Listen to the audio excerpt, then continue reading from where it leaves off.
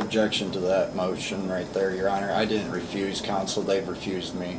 Them not telling you what you want to hear is not the same as being ineffective, okay? Out of the 5, 2 of them never even called me. I never even was aware that they were appointed to me, and they never even emailed me, called me, nothing. There was no mail, nothing. I wasn't aware that even 2 of those 3 came forward. On record, I want this noted, that they are all workers of this city, and that they do not want to help me in this matter. Well, Mr. Bishop, quite frankly, I'm a little tired of your conspiracy theories that everybody's out to get you or force you to do things. No attorney that's ever practiced in front of me has forced an individual to accept a plea. I have video Nor record. Mr. Bishop, it's my turn to talk. Sorry. At least one of the motions to withdraw, there have been allegations of verbal abuse by the defendant towards their... At this time, I am going to grant the motion to withdraw, and Ms. Ilola, if you would like to leave, you're free to go. Thank you, Your Honor. Before I do, though, I do want to make a record. Mr. Bishop did hand me a lot of materials to look over, which I did do so for his case. I would like to hand them back to him on the record, just so that way we do not have any further issues going forward. This is everything, including the flash drives that were given to me, and then including the new motions that were addressed, or this is the motion to withdraw that was sent to you also, but I wanted to give you a copy of it in person as well. And Mr. Bishop, are you satisfied that Ms. Ilola has returned everything that you had provided to her? I believe so, Your Honor, with a quick glance over. Very well. Counsel? Your Honor, I just wanted to make sure, clarify, does that include all the discovery provided by the state? I believe so. Based off of what I was given by Mr. Bishop, I believe that's all the discovery as well. All right. Thank you, counsel. Thank you very much, Your Honor. Okay, so a couple of matters that we need to address. Number one, the defendant, pro se, prior to the withdrawal of Ms. Ilola's counsel, filed a motion to enforce. That was filed on the 16th of January. In essence, the defendant is asking this court to order a different court to take action, to take legal action. This court has absolutely no authority to do that. Certainly, the defendant could seek a writ of mandamus from the Ohio Supreme Court, asking it to order the Domestic Relations Court to proceed. But Repeat this, that? I barely can hear you. I'm sorry. well, here's the thing. This court does not have any authority to tell another court what to do, all right? So I'm going to deny your motion to enforce. Now, there are certain other steps that you can take to try to get the relief that you sought from this court, but obviously that's something that you would have to do at this point on your own. Now, the other thing that was pending, and has been pending for a while, is the defendant's motion in limine regarding the use of a recording which purports to capture a conversation between the defendant and at least one, if not several, individuals at the Domestic Relations Court. The allegation being that the recording itself was made not by Mr. Bishop or the individual that he was speaking with, and in fact the state seems to concede that fact in its memorandum contra the motion to in limine. And the court did considerable amounts of research yesterday afternoon, and here is basically what I found. Normally, a statutory violation is not remedied by exclusion. For instance, if an officer stops an individual for operating a vehicle while impaired outside of their territorial jurisdiction, that's actually a violation of law. But because it's not a constitutional violation, a defendant would have absolutely no relief or recourse to seek any type of exclusion. Now we need to address the issue of counsel, or maybe we probably should have done that first. It doesn't really matter, because the last time we were here, when Mr. Iteum withdrew his counsel, the court did indicate and explain to Mr. Bishop that I would be reaching out to the Ohio Public Defender's Office to see if they would be willing to represent him. Thankfully they were, and I explained to him that if they weren't, or if that didn't work out, that the court would very likely declare what's called a constructive waiver of counsel. So I've done a little research in that regard as well. There's a case out of the 5th District, actually, from April of last year. It's in re adoption of AMV. It's 2024 Ohio 1240 is the site.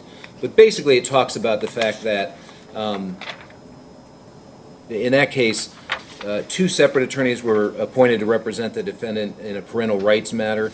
The rights are conveyed under a different authority than the constitutional, but it's pretty much related. And then after the putative father basically fired both of those attorneys, the court reached out to every other attorney on that county's court-appointed list, all of whom declined to represent the putative father. And the ultimate ruling was that the defendant had two options at that point. He could, A, hire his own private counsel of his choosing, or B, represent himself.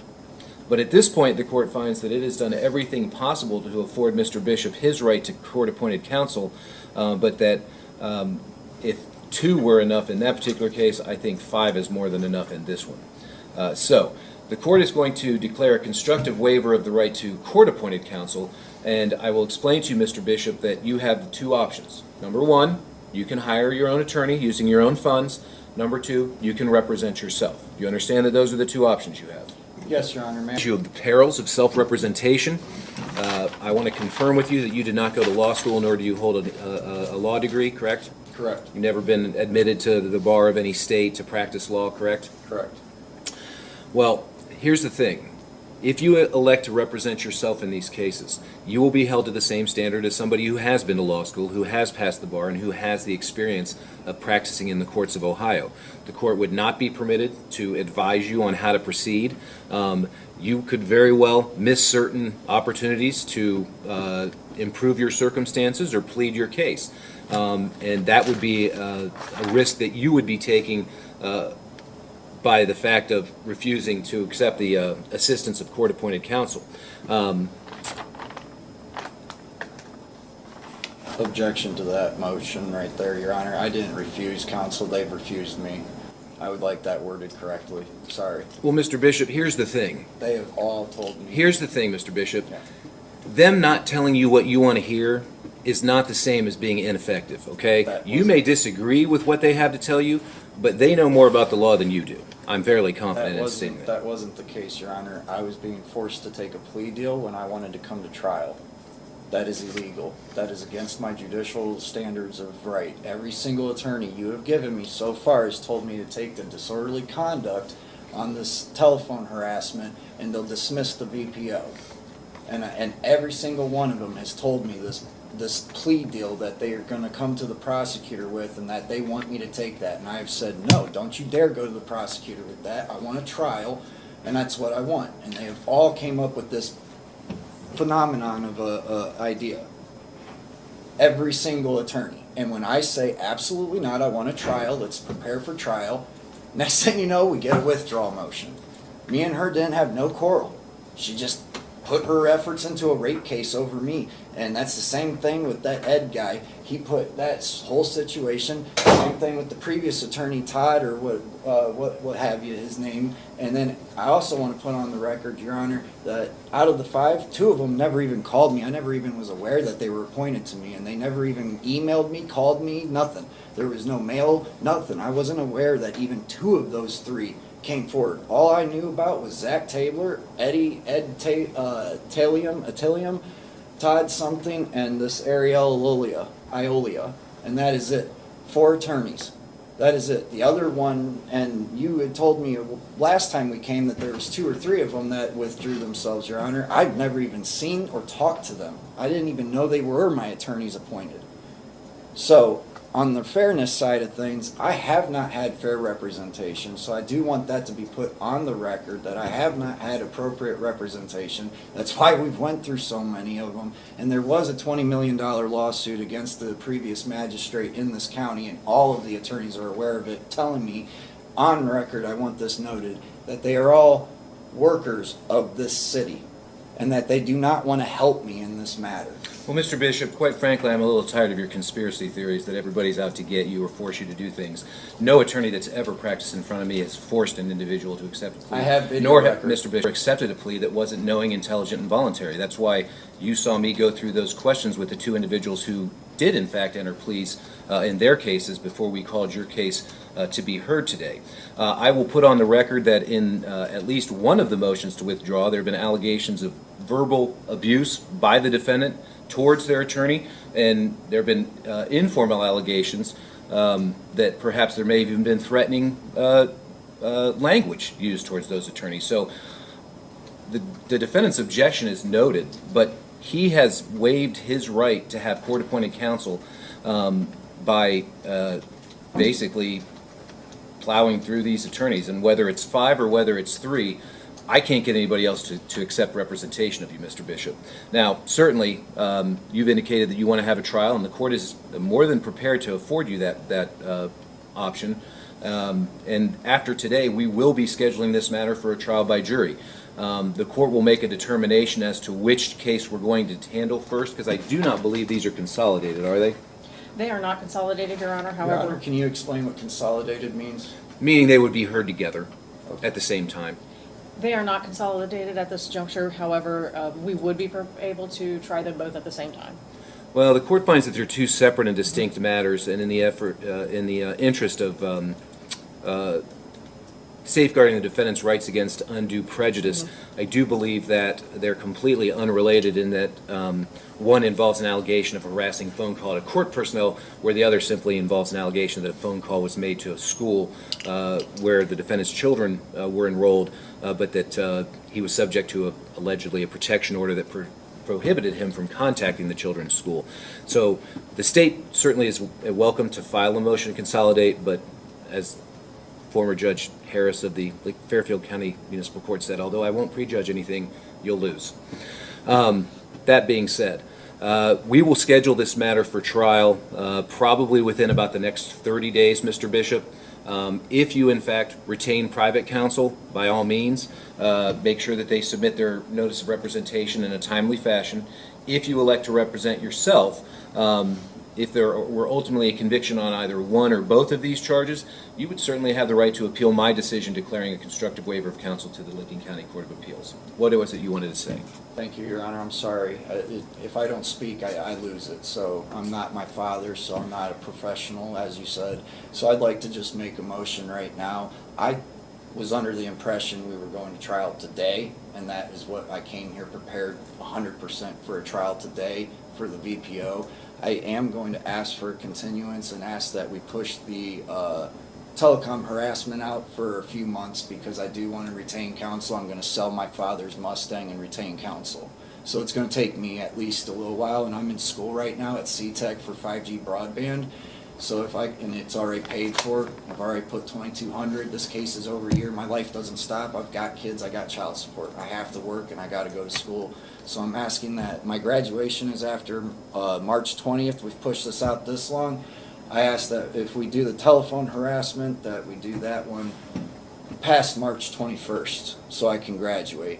As for the VPO, I would like to make an oral motion right now and agree to your waiver to counsel for myself, and I don't need appointed counsel. I will represent myself on the separate matter of the VPO, and let me get the case number for you, Your Honor, for the record. Do you want me to stand on this, Your Honor? You don't need to stand when you address the court. That's all right. I would like the case number 23 CRB 1774A to note that I will represent myself on the VPO. Okay. And that I am going to request today as well an oral motion of dismissal, because I was under the impression of a trial today. I am prepared for trial. If state is not prepared for trial today, I ask that they withdraw and dismiss. All right. Ms. Yeager? Your Honor, Mr. Bishop speaks prematurely about our preparedness. However, we were instructed to call off our witnesses for the VPO case, so we would be unable to proceed, but we did that based on the impression that this matter would not be going forward today. Regarding... Objection. You have to let her talk, Mr. Bishop. Regarding the pushing the telecommunications harassment case to after March, we would object to that. These cases are from 2023. This has already gone on long enough. The defendant has a right to a fair trial, but the victims also have a right to a speedy trial as well. So we would object to just pushing that just so that he can graduate and sell his father's Mustang. Those are things that he should have already been prepared for. And since he did mention a disorderly conduct, we did want to just clarify for everyone, the state's offer has never been for a disorderly conduct. The state's offer has always been plead to the telecommunications harassment, and we would dismiss the protection order violation case. That's still what our offer is. However, if we do go to trial, we will be prepared to go to trial on both. Thank you. Your Honor, that didn't address my motion to dismiss. And we are not dismissing. Well, I was going to say, she doesn't really have to address it if she doesn't want to, but... Okay, as far as your indication, Mr. Bishop, that you wish to waive your right to counsel in the 23 CRB 1774... During this portion of the hearing, the judge focused on the defendant's repeated issues with court-appointed attorneys. The court explained that multiple lawyers had already been assigned, but each attorney eventually withdrew from the case. The judge stated that the court had made every reasonable effort to ensure the defendant had legal representation and could not continue appointing new counsel indefinitely. The defendant argued that he had not refused representation and claimed he had not received fair legal assistance. However, the judge responded that disagreeing with legal advice does not make an attorney ineffective. The court emphasized that experienced attorneys understand the law better than a self-represented defendant and reminded him that he would have to choose between hiring private counsel or representing himself. The judge also explained the serious risks of self-representation, including being held to the same legal standards as a licensed attorney without receiving legal guidance from a court. After considering the defendant's objections, the judge ruled that the court had fulfilled its obligation to provide counsel and confirmed that the case would continue toward trial under the existing legal procedures. In open court, you do have the right to be represented by a counsel of your choosing, by hiring somebody. You have the right to apply for court-appointed counsel, which you've done, and which the court has granted on numerous occasions in this particular matter. Obviously, the court was declaring a constructive waiver of counsel, but if you're affirmatively waiving that, we just need to put that on the record and have you sign off on it. Be advised, representing yourself exposes you to a number of pitfalls and dangers. Self-representation is never recommended by any court that I've ever known because laypersons do not always know exactly how the law works or what the law is, what procedure is, but you would be held to the exact same standard as somebody who was trained and who was licensed to practice law. Do you understand that? Yes, Your Honor. And as far as that's the protection order case, right? Yes, Your Honor. Yeah. As far as that's concerned, is it your decision to waive your right to counsel and to represent yourself? All right, I'm going to have the bailiff present you with the form entitled Waiver of Counsel. If that is indeed your decision, make sure you go ahead and sign off on that, please. Make sure you read it, okay? Yes, thank you.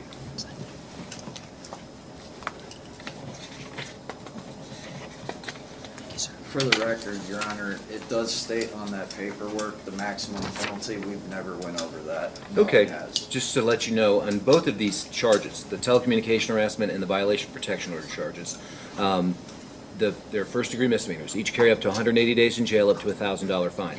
They're also both what we call enhanceable offenses, which means if you were to plead guilty or be convicted of either of them, if you were charged with the same offense that you were convicted of here in municipal court, it could be filed as a felony-level offense and carry a potential prison term, but your exposure, as the charges stand here in this court, are up to 6 months and a $1,000 fine. Understand? Yes. All right. And the record should reflect that the court did advise the defendant after he signed, but does that change your decision to want to waive your right to counsel? No, Your Honor. On that case. Okay, so the Not court will on accept that the waiver. case. Okay, well, I'll go ahead and I'll grant the motion to quash without objection from the defendant. The other motion was to either quash the subpoena ordering Magistrate Kokensparger to appear for purposes of testimony, or in the alternative, because he had some sort of a conflict this morning, allow him to appear in the afternoon. Do you want to speak to that, Mr. Bishop? I would object to that. As the prosecution has already stated, we've pushed this matter out forever, and he is crucial for the VPO situation because of his November 7th, 2023 hearing. And he is a crucial, I believe the word is alibi to the, or notice of justice is what I read about. Enforcement. But yes, his testimony on that date is crucial to my case, and that is why I believe he should be subpoenaed, because I have a right to face my accusers. He is one of my accusers. Well, actually, the accusation is that you made a phone call, not that, I mean, you can't, I suppose you could attack the validity of a protection order, whether it was actually in effect at the time, but relitigating whether it should have been granted is not on the table. That's not relevant. to the determination about whether or not you violated it.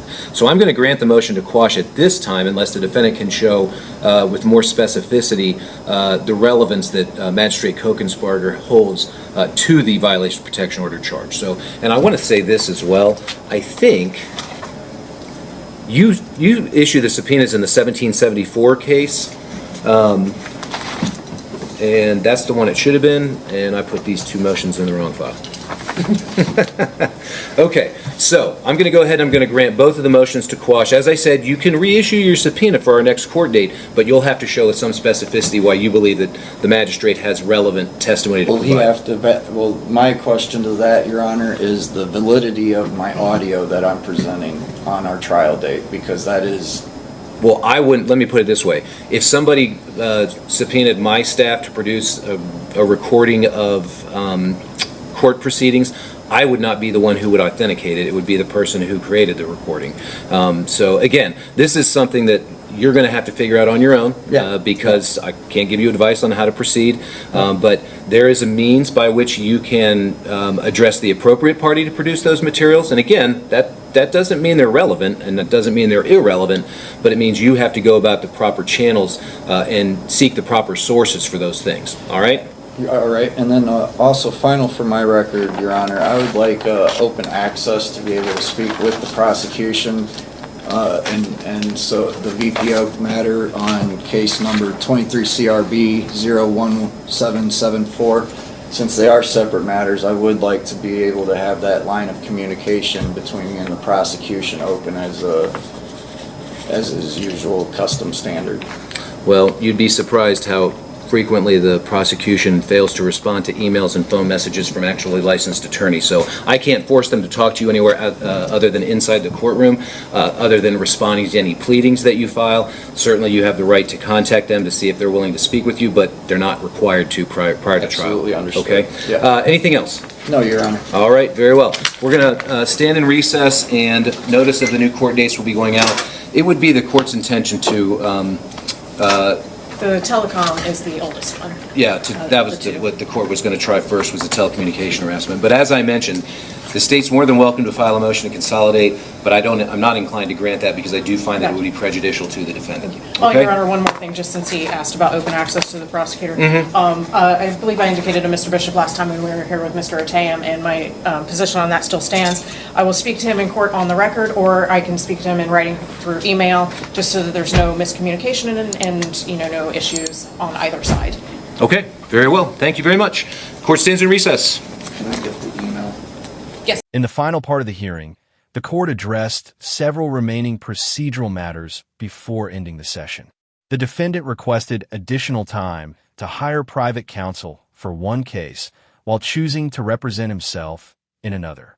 The judge carefully explained the consequences of waiving the right to appointed counsel and confirmed that the defendant understood the potential penalties if convicted. The court also ruled on pending motions, including requests involving subpoenas and courtroom procedures, explaining that any future requests would need to follow the proper legal process. The prosecution informed the court that it was prepared to proceed to trial and objected to any unnecessary delays, noting that the cases had already been pending for a significant period. After hearing both sides, the judge scheduled the matters for future trial proceedings and instructed the defendant to comply with all court rules moving forward. Before adjourning, the court clarified how future communication with the prosecution should take place and reminded both parties to follow the established legal procedures. The hearing concluded with the judge officially recessing the court and directing that notices for the upcoming trial dates be issued.